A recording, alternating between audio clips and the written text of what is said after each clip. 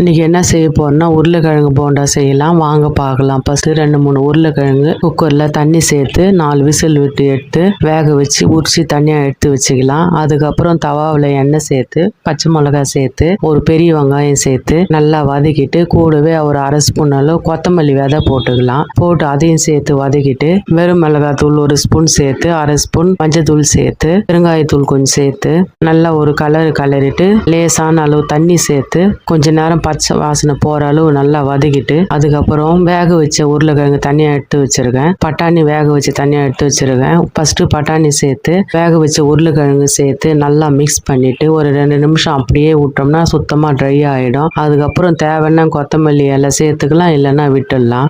நல்லா சேர்த்து கலரி ரொம்ப நல்லா திக்கானதும் தண்ணி இல்லாம வத்தினதும் தனியா எடுத்து ஆற வச்ச பின்னாடி கூடவே கடலை மாவு போண்டா செய்யறதுக்கு கடலை மாவு குழி கரண்டியில 2 கரண்டி அளவு எடுத்திருக்கேன்.